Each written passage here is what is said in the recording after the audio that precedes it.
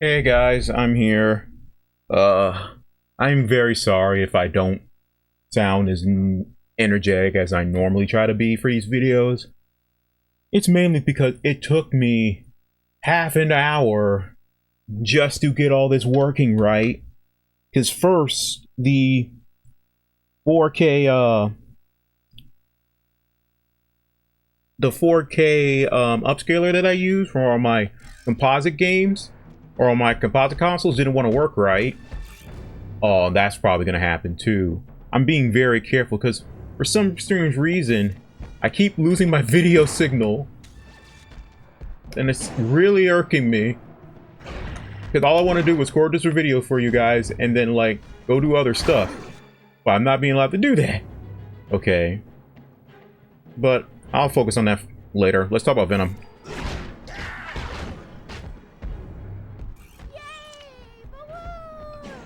So, funny thing is, unlike a lot of other Venom interpretations, Venom doesn't use webs to get around. He doesn't swing on webs like Peter does. Instead, he uses his legs to just super jump everywhere, kind of like the Incredible Hulk. Pretty cool. And another interesting thing about Venom is that, because of how the suit works in this game, or in this universe, he's constantly draining health. And the only way to restore it is for Venom to eat people. Now, this is what I was talking about earlier. Venom cannot web swing with his tentacles, but he can do his own version of a web zip. Venom wall crawling. Venom can crawl on walls, but it's not by sticking to them. It's just by digging his claws into them. And thankfully, you can tentacle travel up walls. It's very much how Miguel O'Hara's it's very much how Miguel O'Hara climbs on walls in his universe. But I'm going to show off all the different things you can do with Venom. It's just the tentacles are the easiest because they have the most range. You can attack with them. You can attack with his claws. And one of the best ways to attack is the ground. It's the grab moves.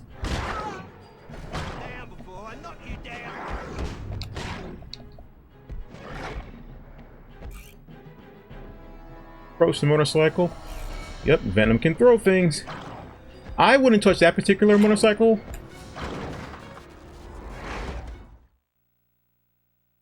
That's why.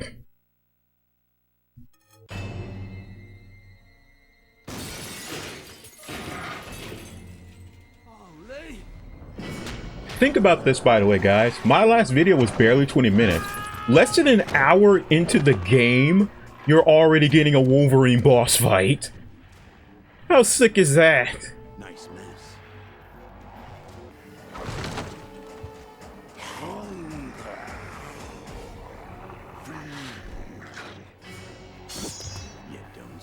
It is so interesting that they decided to give you a boss battle this early, when you've only been playing with Eddie for maybe a couple minutes. Alright. Logan can be pretty tough. So best strategy, keep him away with your tentacle moves. See these claws? Unbreakable. You bet not. Because Logan will try to run away and heal himself. And don't try to eat Logan to heal yourself. It won't work. He will pop right out of you. There are a couple of civilians around here that you can use to heal yourself with. But the best strategy is to try to stay on Logan constantly. That way... Nope, I accidentally ate him. I meant to eat a civilian. But if you constantly keep your focus on, on Wolverine, you won't be able to give him time to heal.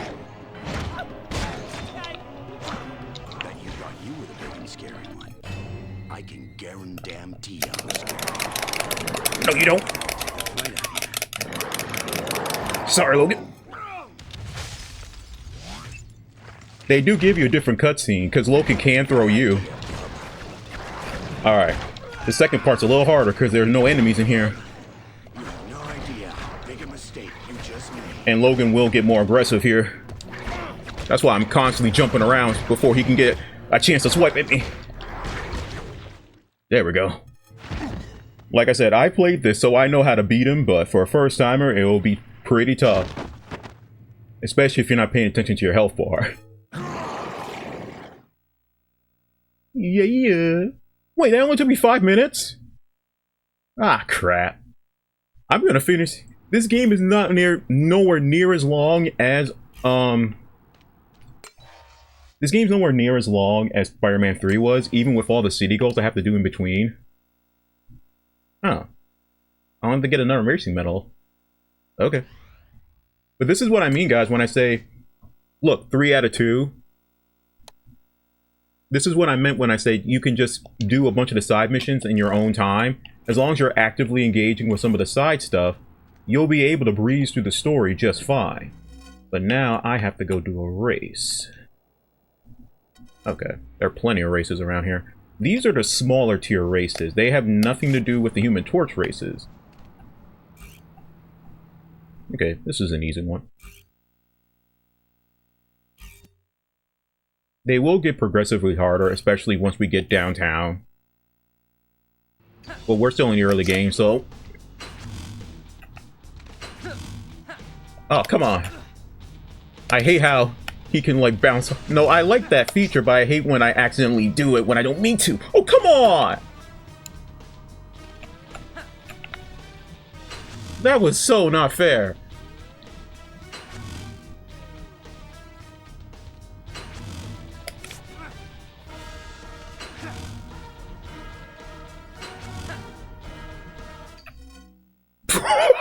I still got gold even though I messed up. I messed that up so bad. No, I don't want to retry. All city goals complete. New story mission available. Alright. Well, I did not expect to finish that Venom section in 5 minutes. So, I guess we're gonna keep doing the next story mission. I really didn't think I'd do that in 5 minutes. No, less than 5. No, wait, no. I started a video at that. Less than 5, because I was pausing for a good portion of it. But Jesus. Okay. I'm still getting used to it. I do remember how to web zip, though. Alright, are we coming up on the first supervillain now already? Oh, okay, we're doing a combat tour. Alright, I'm perfectly fine with that. This is the combat tour. Follow the waypoints, beat the bad guys, emerge victorious.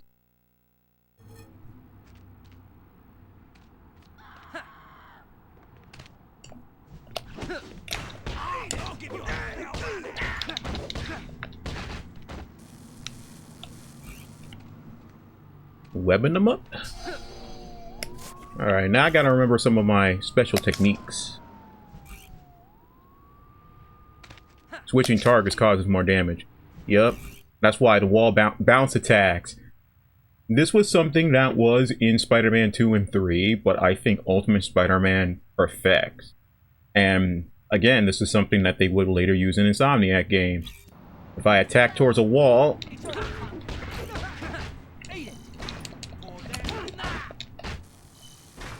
Whoop! Ugh. I love that he has web punches and web kicks. You can also just throw them. And this game is actually way more forgiving with its combat trials than Spider-Man 3's.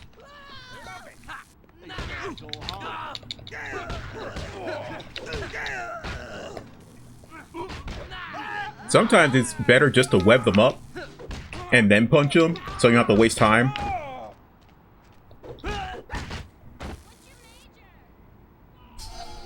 And you want to know, this, when I first played this, and I learned that you have to web up everybody to make sure they stay down, it kind of reminded me of, I think it was Batman Vengeance. That was the first game to, Batman apparently didn't know how to knock anybody out in that game, so we had to, handcuff people. And no, it's not nearly as bad as in Dark Tomorrow, where I think you only have a limited amount of handcuffs. And for those of you who don't know what I'm talking about, be happy that you don't know what I'm talking about, because that game is utterly terrible. Combat tours unlocked. Spider-Man's maximum health has been increased.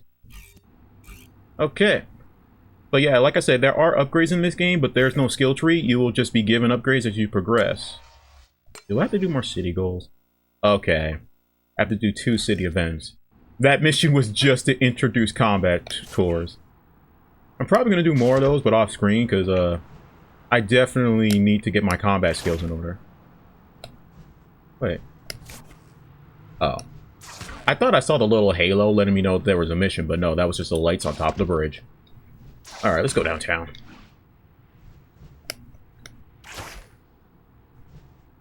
Yeah, Spider-Man will stop on a dime, so I gotta remember the timing to hit the boost. But also, sometimes he doesn't always swing exactly where I expect him to go, so I have to reorient myself. Oh, that's a good swing. Here we go. Now that I'm in downtown, I can actually work. Woohoo! And this is not even my max speed. Okay, am I going to get any city events, though? I'm waiting for something to pop up on the map. Unless I had to stay in Forest Hills. Which is... Okay, hold on. If I had to stay in Forest Hills just to wait for a city event, that's messed up. And I kind of get why. The more you progress through the game, the more activities you unlock throughout the game, especially in the downtown area. And, you know, I can't fault the game for wanting to put more focus on Peter's neighborhood, but also, if I'm in an area, just give me something to do. Just give me a crime. I have no idea of knowing if the frequency of crimes to pop up is linked to whatever section of the city I'm in. Yeah, I do need to do 2 out of 4 more city events. But, where do I... They're not popping up on my mini-map.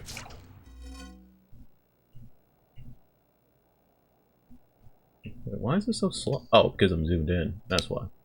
Oh, they do label the ones you complete. That's awesome. Spider-Man 3, you had to actually...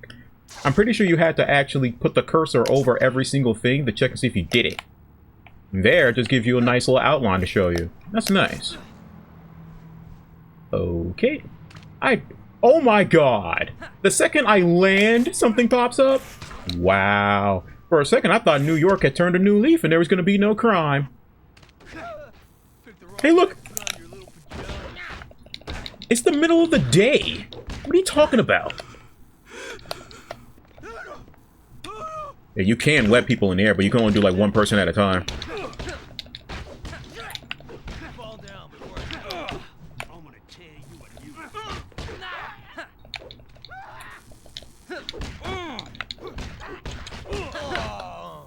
Stay down. We're almost done here. Gotta get back up. So the reason why these guys keep constantly getting back up, I like to believe that it's very much like how it was in Ultimate. Peter learned that he is too strong for most enemies, so he always holds back when punching regular people. Except when he's fighting a supervillain, then he goes all out. So I'm attributing it to that. He's punching them so lightly. It's enough to knock them down, but not to knock them out. Or an even better explanation is, this is still early Peter Parker, so he hasn't quite learned how to knock out somebody. God dang it, I saw it, and before I could even get to it, it went away. I was already too... Oh, nope. There we go. Why are all of these appearing, like, on the border of the map where I could easily miss them if I go too far? Look at this glitch! No! Don't tell me it's gonna keep working! Okay, he's actually covered by the... I found my highlight! I got you, buddy. Let's get you to the ground floor. Oh, that was so funny! I should not have done that! Oh my god. That was amazing. Okay. So I remember now. Yellow mission icons are basically like side stuff. Purple ones are Venom missions. Red ones are Spider-Man missions. Oh man, that was so good. Okay, I'm gonna leave you guys with a little short one. Just because I do remember what's going to happen in the next mission, and I feel like that whole mission may take up one entire part in itself, so I'm going to end here. It'll be a nice, what, 14, 15-minute video for you guys? Yeah, 15 minutes. It's perfectly fine. We got an introduction to Venom. That was the big thing I wanted to show off, and don't worry, there'll be more Venom to enjoy. But one question before I go. What do you guys think of Venom's design in this game?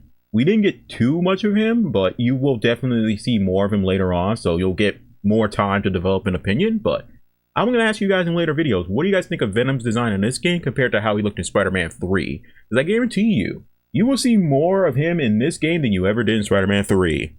In both the movie and the game combined. And I don't mean Eddie being Eddie, I mean him actually being Venom. You will see more Venom in this one game than you will see in both his appearance in both the movie and the video game. That's nuts, considering he's supposed to be the main threat. But that's enough of me rambling about Spider-Man 3. I'll see you guys next week with more Spider-Man. See ya.